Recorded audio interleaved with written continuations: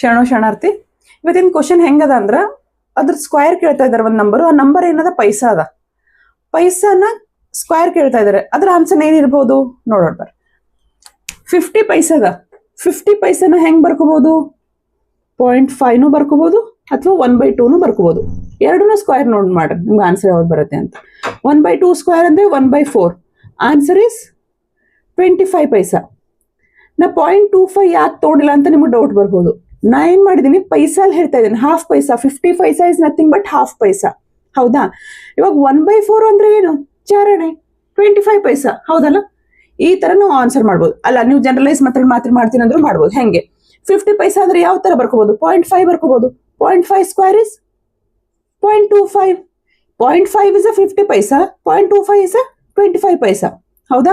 ನಮ್ಮ ಆನ್ಸರ್ ಇದು. ಯಾಕಂದ್ರೆ ನಾವು ಏನ್ ಮಾಡ್ತೀವಿ, ಇದಕ್ಕೆ ಇನ್ನೊಂದು ಆಪ್ಷನ್ ಹೆಂಗ್ ಹುಡುಕ್ತೀವಿ ಅಂದ್ರೆ 50 ಪೈಸಾ ಅಂದ್ರೆ 5 × 10 ಅಂತ ಬರ್ಕೋಬಹುದು. ಇವಾಗ ಏನ್ ಮಾಡ್ತೀವಿ ಸ್ಕ್ವೇರ್?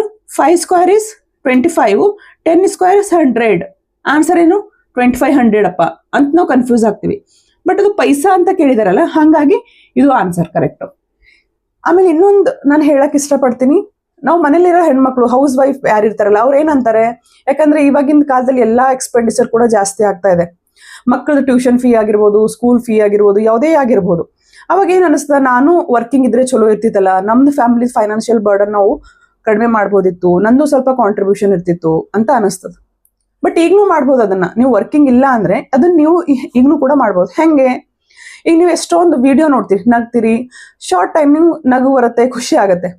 ಆ ಟೈಮ್ ನೀವು ರೀಲ್ಸ್ ನೋಡ್ಬೇಕಾಗಿದ್ದೆ, ಏನೋ ಮಾಡ್ತಾ ಇದ್ದಾಗ ಅದೇ ಟೈಮ್ನ ನೀವು ಮಕ್ಕಳ ಎಜುಕೇಶನ್ ವಿಡಿಯೋ ಮೇಲೆ ಇನ್ವೆಸ್ಟ್ ಮಾಡ್ಬಿಡ್ರಿ. ನಿಮ್ಮ ಮಕ್ಕಳು ಯಾವ್ದ್ರಲ್ಲಿ ವೀಕ್ ಇದಾರೆ, ಯಾವ್ದ್ರಲ್ಲಿ ಸ್ಟ್ರಾಂಗ್ ಇದಾರೆ, ನೀವು ಹೇಳ್ಕೊಡ್ಬೋದು ಅವ್ರಿಗೆ, ಮಕ್ಕಳಿಗೆ.